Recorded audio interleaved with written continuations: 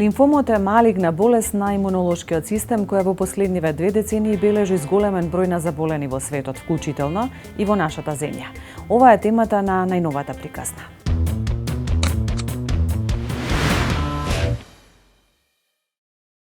Емица, како откривте дека имате лимфом? Па првично моето искуство беше со најобична кашлица. Значи отидов на контролен преглед, меѓутоа кашлицата не престануваше. Се лечев со неколку вида антибиотици, под за премалце, CR5 беше доста високо, меѓутоа сепак кашлицата остана уште некое време. На моја иницијатива отидов на инфективна клиника и таму веќе се откри дека и крвта е малце послаба и потоа веднаш бев препратена на хематолог. Хематологот ги откри жлездите и на тој начин веќе се посомневавме во оваа болест лимфом. Колку долго трае самиот процес на дијагностицирање?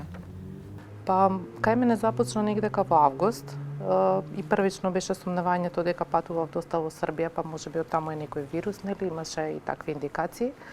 Со тоа што веќе во септември, значи тоа се 2 месеци, се појави жлездата и од тука веќе почна, нели, целиот процес на откривање на болеста. Меѓутоа симптомите како симптоми не беа сигнализирани дека можеби е нешто друго. Често пати дури нематичните не ги препознаваат симптомите, најчесто сметаат дека има грип, дека има некаква вирусна инфекција и затоа фокусот е на нешто друго. Да, кај мене исто така беше случај со тоа што имав и цисти на јаниците. И тука беше поврзано дека можеби и од тоа е кашлањето болеста. Бев препратена и на гинекологија, таму уште еден пар за антибиотици, сумамед во случајов, и меѓутоа сепак не се повлекуваа жлездите, што веќе упати на, нели, друга индикација. Како тече процесот на терапијата? Од кога ќе се дијагностицира? Каква е терапијата? Така. Значи, од хематологија докторот ме припрати на компјутерска томографија првично, на биопсија на онкологија да се направи, меѓутоа таа биопсија даде исто лажни резултати. И од тука бев препратена на пластика, на пластична хирургија, нели, се изваде целата жлезда за да може да се види конкретно на патологија што е да се открие, затоа што лимфомот како лимфом има неколку сами типови и подтипови. И поради тоа мора на патологија да се открие конкретно која.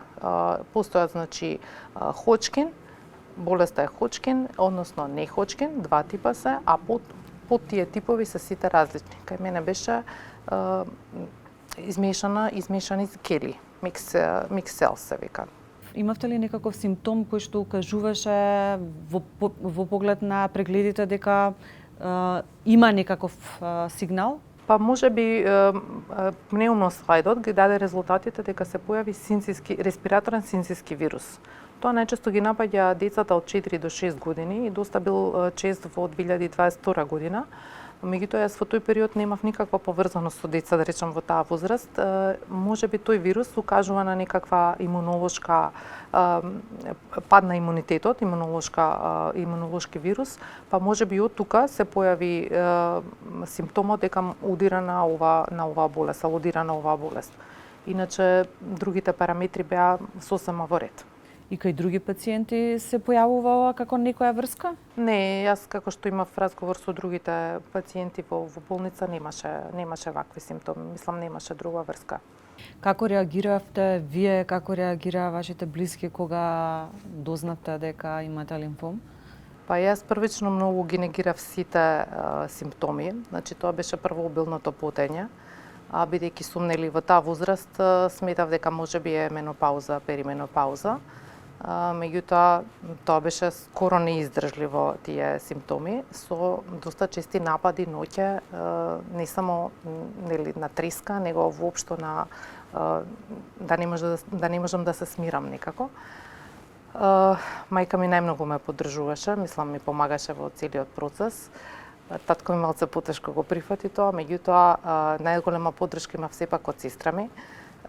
Седна свесно, нели, ги подучи што и како, бидејќи ова болест сепак се лечи, не е толку страшна, меѓутоа нејзината поддршка многу значеше во тој период. И конкретно и понатаму. Значи понатаму цело време беше нејзината поддршка. Од моето семејство, значи керка ми најтешко го прифати сето тоа, меѓутоа пак со текот на времето се прилагоди и успеа да ми помогне нели во психолошката подкрепа, да речам.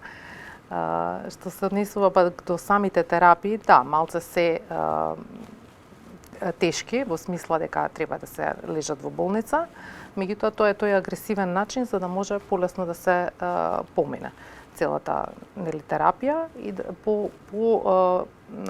по-добро да се абсорбира во телото за да може побрзо и да се излечи. Колку долго траеше терапијата кај вас во случајов?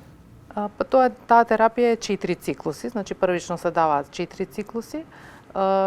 Една терапија трае отприлика 3 дена, значи 3 дена се даваат хемотерапиите, меѓутоа понатаму последиците се во смисла паѓаат леукоцитите, другите вредности и тука треба да се следат последователно 10 до 14 дена.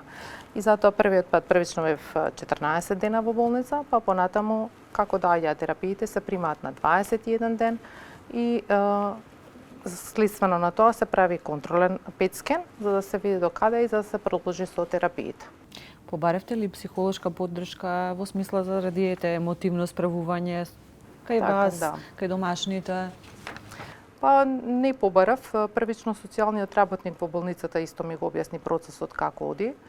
Бидејќи имав подкрепата од семејството, од најмногу кој што кажав од сестра ми, имаше тешки моменти, нормално.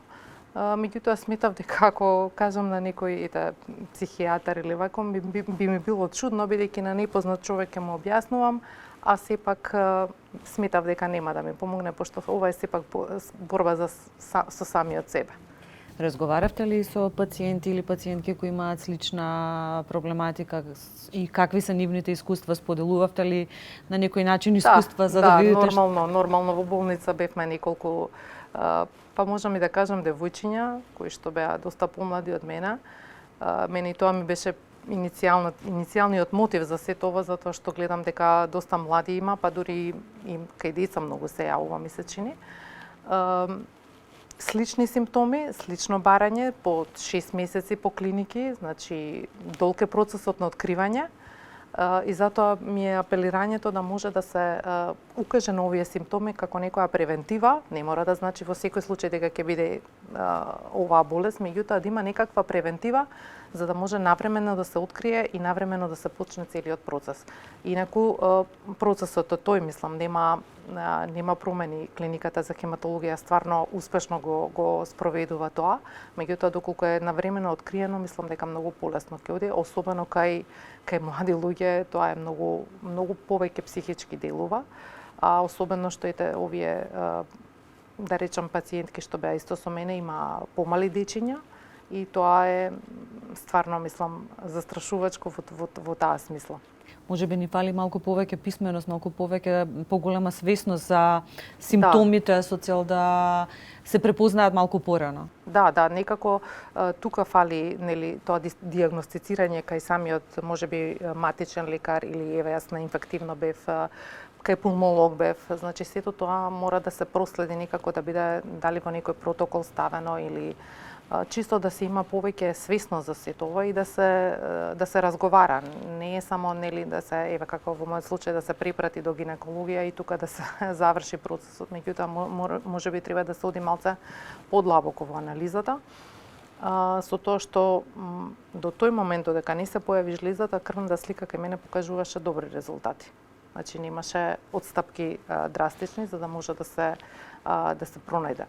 Многу е специфично, значи стварно е многу специфично, освен нели кашлицата и жлездите, доколку сами не сме свесни за тие симптоми, не може да се открие, нема друг начин да се открие.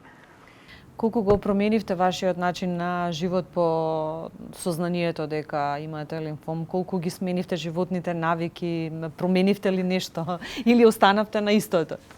Па, да речам, можеби сум посвесна за животот, дека нели не треба толку сериозно да се сваќа, треба да се ужива во животот, а во врска со здравствените навики и животните навики, јас можам да кажам дека цело време бев на здрава храна, доста вежбав, возев точак, значи сите тие работи ги практикував, меѓутоа нема правила.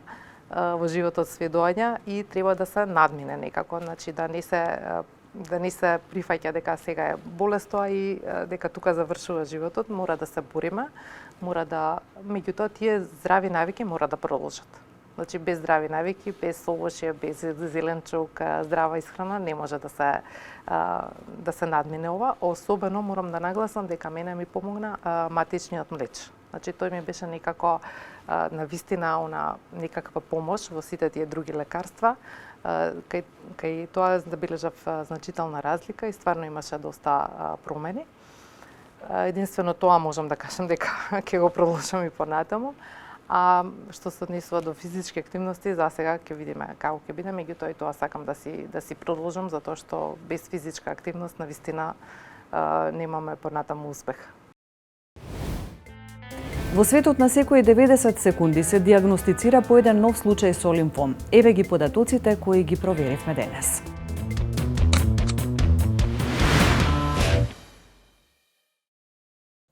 Лимфом е термин кој се користи за повеќе од 60 малигни болести кои започнуваат во клетките на имунолошкиот систем. Една од најважните работи, најсуштинските всушност е подигнувањето на свеста за овие болести, бидејќи нашата популација во Македонија за жал многу малку ги познава симптомите на овие болести. Тие симптоми се многу карактеристични за симптоми на обични настинки, како што се ноќно потење, потоа можеби и треска, анемијата се јавува, омалаксаност, односно слабост, недостаток на енергија и многу други фактори кои укажуваат и на некои поедноставни состојби на организмот, како што се настинка или грип, и затоа луѓето не се свесни за овие симптоми и најчесто ги занемаруваат. Меѓутоа, ние, како Хема Онко, Здружение посветено на пациенти со рак и нивни негуватели, секогаш апелираме и нашите кампањи ги водиме во правец на подигнување на свеста, бидејќи сметаме дека тоа е најважно. Постојат две општи категории на лимфом – Ходжкинов и неходжкинов лимфом. Повеќето случаи на диагностицирани лимфоми се од видот на неходжкиновиот лимфом. Разликата помеѓу поттиповите е важна за соодветен третман на лекување.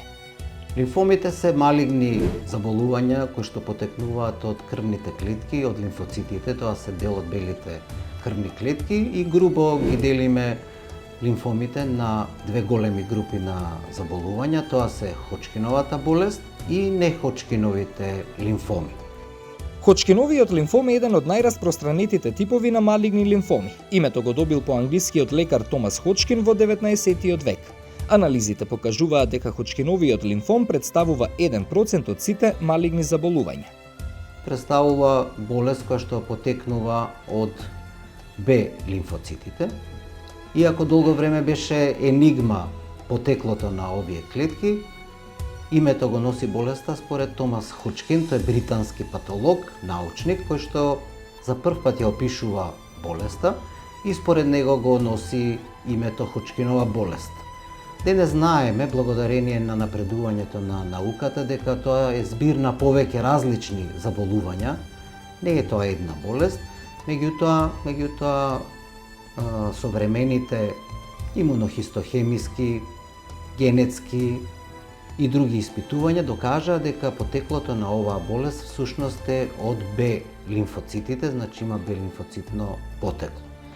Болеста најчесто се јавува во две старосни групи, и тоа кај популација на возраст меѓу 15 и 35 години и кај лицата постари од 50 години. Лимфомот не прави дискриминација врз основа на полот, возраста или културата. Ходжкиновата болест е болест која што покажува два пика во однос на својата појава. Првиот пик е кај млади луѓе, се појавува најчесто помеѓу 15 и 30 годишна возраст, а вториот пик е после 55 годишна кај повозрастни пациенти. Поголем број од луѓето се на млада возраст со оваа болест, а тоа што е карактеристично за оној втор пик, дека поголем број од пациентите се мажи во однос на жени. Се работи за едно мноштво од фактори, тргнувајќи од генетските предиспозиции, од начинот на живот, од возраста на индивидуата. Најчесто се јавува кај помлади пациенти, но и успешно се лекува, да кажеме, ако се открие во почетните стадиуми. Така и за сите ракови, за хематолошките заболувања, ако се откријат во почетните стадиуми, шансите и исходите се многу подобри за лекување. Станува збор за болест на крвните кели. Важно е да се нагласи дека оваа болест не е заразна. Представува еден вид рак на крвта што се развива кога ќе се јави грешка во производството на лимфоцитите, белите крвни клетки, кои се одговорни за борбата против инфекциите, што резултира со абнормални клетки кои стануваат канцерогени. Пациентите кои што ќе забележат ваква безсимптоматологија треба веднаш да го посетат матичниот лекар, а матичниот лекар треба совесно да ги прегледа лимфните јазли и ако добие ваков наод на физикалниот преглед, треба веднаш да го упати пациентот на соодветна понатамошна евалуација на пункција на лимфните јазли. Зошто е тоа важно? Тоа е важно бидејќи не е исто да лекуваме пациент кој што е диагностициран во прв стадиум на болеста или во четврти стадиум. Пациентите диагностицирани во прв стадиум на болеста имаат огромна шанса да бидат излекувани. Најголемиот број од лимфомите започнуваат во лимфните јазли, но дури 20% почнуваат во другите органи, како белите дробови, црниот дроб или во гастроинтестиналниот тракт. Откривањето на болеста не мора да значи дека исходот ќе биде фатален. Всушност, дури и агресивниот не-Ходжкинов облик на лимфом може да се излекува. Кога зборуваме за поддршката пред да кажам за третманите кои што ги има во нашата држава, би сакала да кажам дека нашето здружение навистина многу посветува внимание на психолошката поддршка на овие пациенти, што е многу важно во однос на тоа дека кога вие ќе се диагностицирате или кога некој ќе се диагностицира со рак, тоа е еден момент на шок, на неверување, и многу е тешко да се прифати болеста, бидејќи лекувањето е навистина тешко и навистина тоа е еден тежок, многу тежок пат кој мора пациентот да го помине, но да се надеваме со сите овие модерни терапии кои што сега ги има во светот, начините на лекување се многу подобрени и исходите за живот се исто така многу подобрени, односно продолжен е животот на пациенти. Кога зборуваме за лимфом, многу е важно да се направат тие специфични анализи кои што се однесуваат на точната диагностика, односно на точното утврдување на диагнозата дека постои лимфом во телото. И тогаш пациентите навистина би требало да знаат, односно да се упатат што да го прашаат докторот. Значи, кој е стадиумот на болеста, како се лекува, можностите за лекување, кои третмани ги има кај нас. Ходжкиновиот лимфом може да се третира со хемотерапија, терапија со зрачење, комбинација на двете, како и трансплантација на матични клетки кај определени случаи. Во минатото оваа болест се лекуваше иницијално само со радиотерапија. Но некаде во 60-тите години на минатиот век Девита го воведува МОП протоколот, кој што е полихемотераписки протокол, а потоа Беладона го воведува АБВД протоколот. Воведувањето на полихемотерапискиот протокол заедно со радиотерапијата направи фантастичен успех во лекувањето на една малигна болест, од која што денес очекуваме над 90% од младите пациенти да бидат сосема излекувани. Во тоа време Девита ја добива наградата од Американското здружение за хематологија како еден од најновите и најголемите пронајдоци воопшто во хематоонкологијата и во онкологијата, бидејќи петгодишното преживување кај овие пациенти кој што било 0%, станува 70% фантастични за тоа време. Денес очекуваме над 90% од пациентите да бидат излекувани. Изборот на третман често зависи од тоа колку напредувал и дали има или нема поволни карактеристики. Најважно е болеста да биде детектирана во рана фаза со цел лекувањето да биде поуспешно. Наша обврска е да го покачиме нивото на здравствена култура на општото население и при сите симптоми треба да го посетиме матичниот лекар. Само така ќе дојдеме до вистинска навремена диагноза која што навреме ако биде лекувана, видовте ќе биде излекувана. Секој ако сам се лекува или ако бара лекарски совет во апотека, мислам дека не е вистинскиот пат. Вистинскиот пат е да се посети матичниот лекар, примарно, потоа секундарно и терциерно здравство. Тој систем функционира за ова патологија, имаме соодветни координатори кои што треба да бидат активирани, навреме да биде изведена биопсија на лимфен јазол, навреме да биде пациентот сниман ПЕТ скенографски и навреме да се почне со терапија.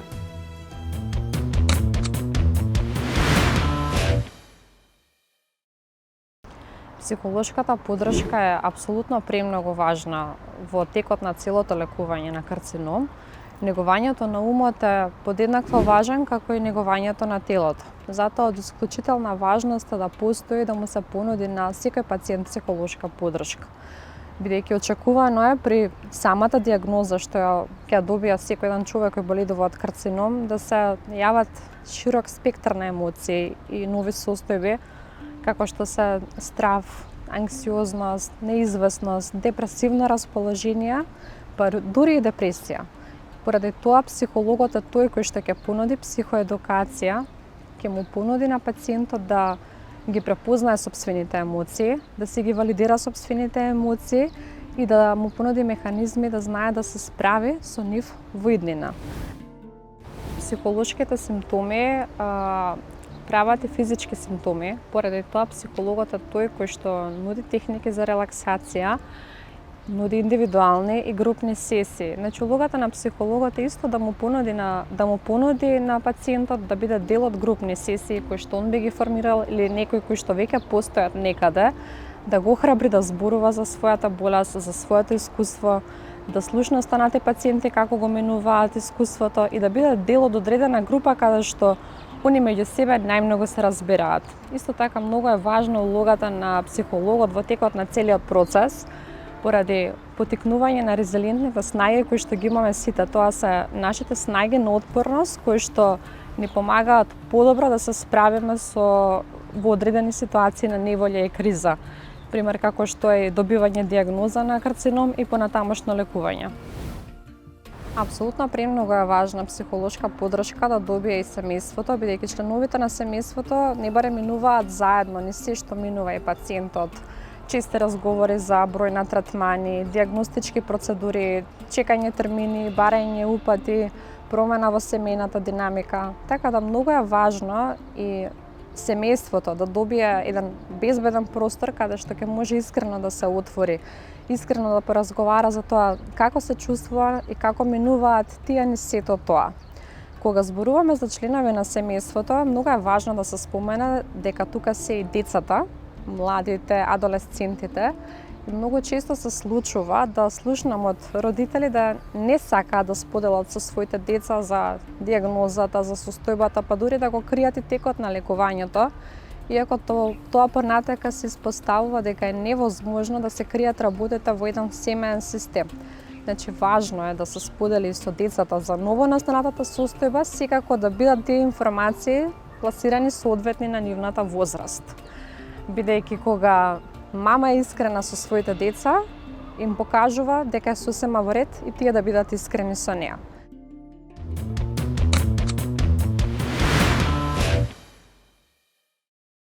Ние треба уште текот на животот, пред да се појави, односно дијагностицира ваков вид на заболување, да бидеме внимателни во поглед на внесот на хранливи материи во текот на нашиот живот. Што тоа значи?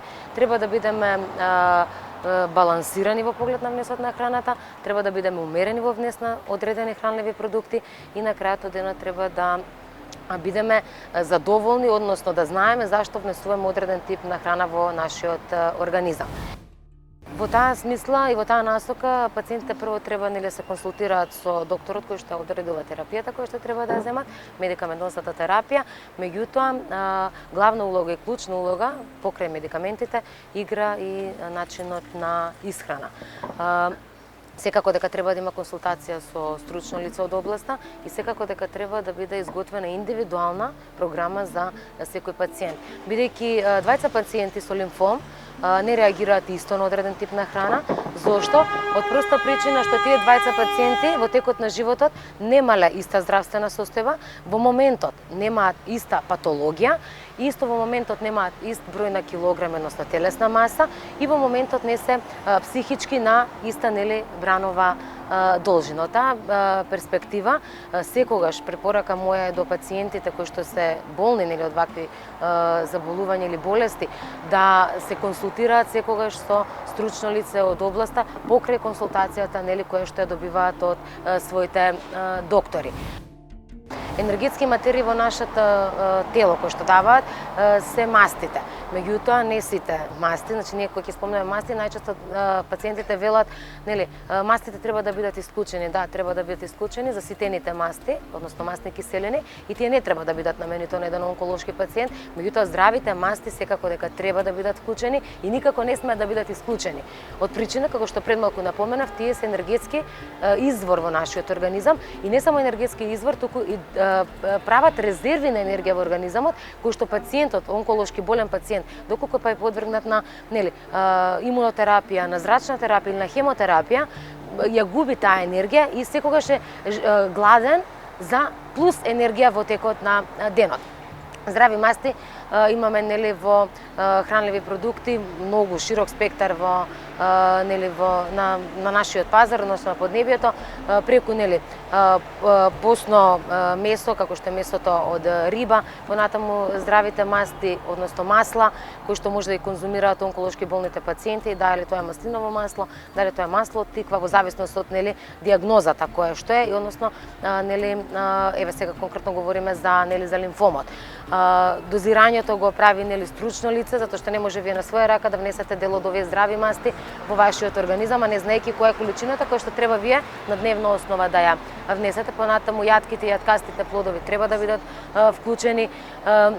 Масните риби, како што напоменав, исто треба, рибиното масло исто така треба да биде вклучено. Белката од јајцата како протеински допинг во нашиот организам, протеините никако не смеат да бидат исклучени. Знаците и симптомите на лимфомот се прилично воопштувани и слични на помалку сериозни болести, како што се грип или други вирусни зарази, што значи дека лесно може да се занемарат.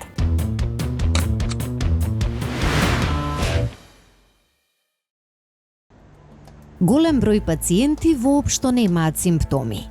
Знаците и симптомите на лимфомот се прилично воопштувани, честопати и слични на помалку сериозни болести, како на пример грип или други вирусни зарази. Ова укажува дека честопати се занемаруваат, тешко ги забележуваат и матичните лекари. Клучно е да се мисли на оваа болест, да се мисли на зголемените лимфни јазни и еден апел до матичните лекари, до сите специјалисти, сите прегледани лимфни јазни кои што се со големина на 2 см да бидат испратени на тенкоиглена биопсија или на пункциона биопсија, со која што ќе добиеме цитолошки наод. Кај Ходжкиновата болест, цитолошкиот наод е 5-та класификациона група, што значи дека се работи за малигна болест, а покрај тоа се среќаваат и типични клетки за оваа болест, тоа се Рид-Штенберговите клетки и Ходжкиновите клетки, со кои што брзо ќе се постави дијагноза. Поставувањето на дијагноза со една обична тенкоиглена биопсија ја забрзува дијагностиката. Ние ќе направиме ексцизиона биопсија на лимфниот јазол и ќе добиеме хистопатолошка потврда дека навистина се работи за Ходжкинова болест, а потоа ќе го одредиме и патохистолошкиот поттип. Покрај тоа, пациентите мора да бидат снимани и на пет-скен, бидејќи пет-скенот ќе го одреди точниот стадиум на болеста, кој што детерминира понатаму како ќе биде лекуван секој поединечен пациент. Нема класичен скрининг тест со кој што може, за разлика од некои заболувања што постојат скрининг тестови, да се детектира лимфомот, но убаво е кога пациентите треба редовно да прават крвни слики. И во самите крвни слики, зголемени седиментации, зголемени лимфоцити и слично, може да укажуваат, ако веќе пациентот нема останата респираторна патологија или уринарни инфекции и слично, може да укажуваат дека станува збрза лимфом. Значи, треба да се прави еднашка годишно превентивен преглед, тоа е преглед кај својот матичен лекар, каде што ќе дојде да се прегледа, да се измери притисок, да се измери, да се проверат белите дробови, да се види дали има некои зголемени лимфни јазди на самиот пациент, преглед да се направи таа лабораториска анализа, инаку класичен скрининг тест за самиот лимфом нема. Ако се приметат такви заболувања, пациентот треба да се јави кај лекарот и особено изразените ноќни препотувања и тие фебрилности кои што варираат, а немате инфекција, секогаш укажуваат на некое скриено хематолошко заболување. Симптомите на акутна инфекција се краткотрајни и исчезнуваат, а кај лимфомот тие перзистираат. Најчестиот манифестиран симптом на лимфом е безболен оток на лимфните јазли. Пациентот реално тешко може сам да го препознае знаците на симптом, бидејќи баш заради тоа што се преклопуваат со други заболувања. Многу често може да даде и само некоја малаксаност, замор како некои први знаци симптоми, а самата малаксаност и замор се кај многу голем број на други заболувања, потоа дава многу често и болки во стомакот, но ако почнат да се испреплетуваат плејада на симптоми, секогаш пациентот пред се како едни од најчестите знаци се тие отекувања на лимфните јазли во пределот на вратот, но меѓутоа и во пределот на препоните и во пределот на пазувите. Ако приметат било каква тврдост, било каква теклина, обавезно треба да се јават кај својот матичен лекар. Нешто што прво се прави е општата крвна слика, таа диференцијална и тука најчесто имаме зголемени лимфоцити.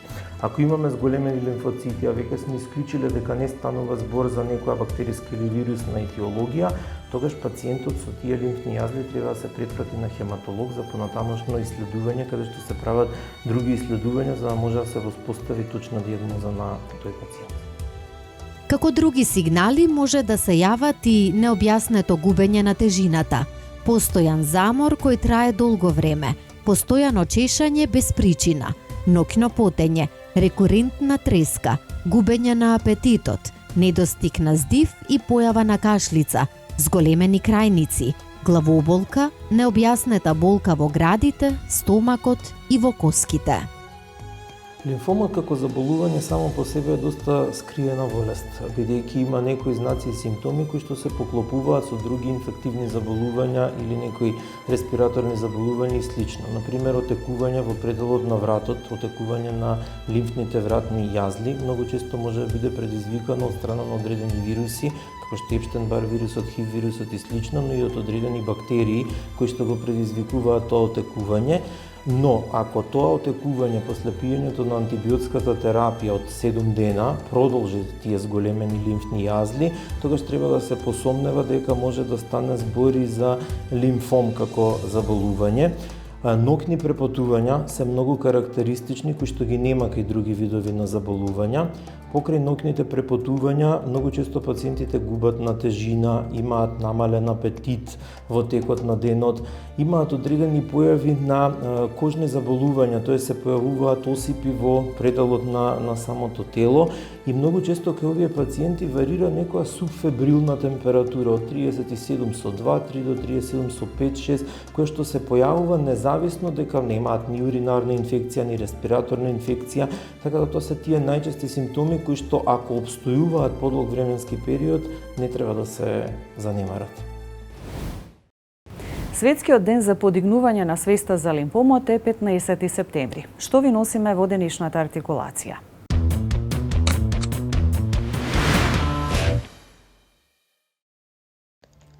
Лимфоцитите се посебни клетки, толку мали што треба да ги погледнете со микроскоп. Тие се еден вид на крвни зрнца, а нивната задача е да се борат против бактериите кои можат да ве разболат. Некои од нив можат да се борат дури и со ракот. Светскиот ден за подигање на свеста за лимфомот е иницијатива на Коалицијата за лимфом, која се одржува секоја година на 15 септември, а првпат била одбележана во 2004 година. Овој ден се одбележува со цел да се подигне јавната свест на глобално ниво за ракот на лимфниот систем, која обезбедува платформа за лекарите, медицинските сестри, групите за поддршка на пациентите, како и за пациентите и нивните семејства да споделат витално знаење за лимфомот, неговите знаци и симптоми и како тој влијае на животите на илјадници луѓе во светот. И денес преку лични приказни се обидовме да дознаеме малку повеќе и да ја подигнеме свесноста за лимфомот. Тоа беше се што ви подготвивме во оваа приказна. Довидување до следната.